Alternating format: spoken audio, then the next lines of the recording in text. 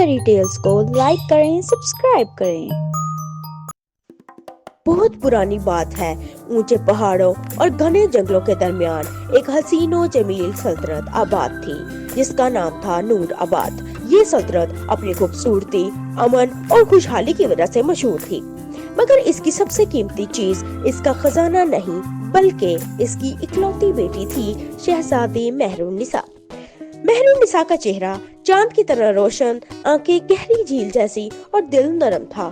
وہ ہر غریب کی مدد کرتی، پرندوں کو دانا ڈالتی اور محل کے باغ میں پھولوں سے باتیں کیا کرتی، مگر اس کی مسکراہٹ کے پیچھے ایک اندیکھا خوف بھی چھپا ہوا تھا، ایک ایسا راز جس سے وہ خود بھی ناواقف تھی۔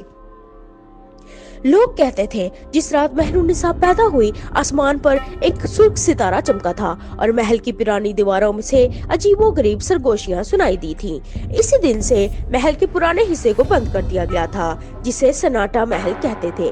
جب مہر النساء 18 برس کی ہوئی تو اسے نیند آنا بند ہو گئی۔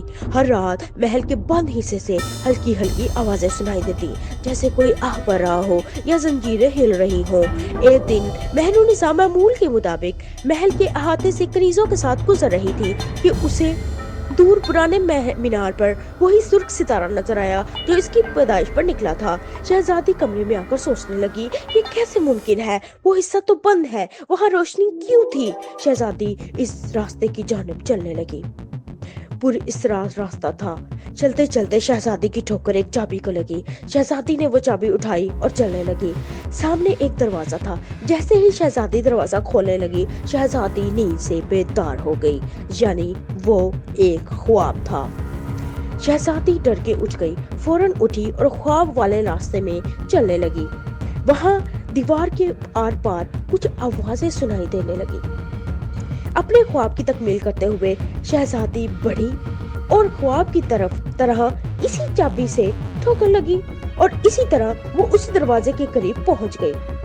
اس دروازے پر وہی نقش تھا جو پیدائش کے وقت پہنائے گئے شہزادی کے تعویذ پر نقش بنا ہوا تھا، یعنی وہ نقش کا تعویذ اس دروازے کے نقش سے بالکل میچ کر رہا تھا۔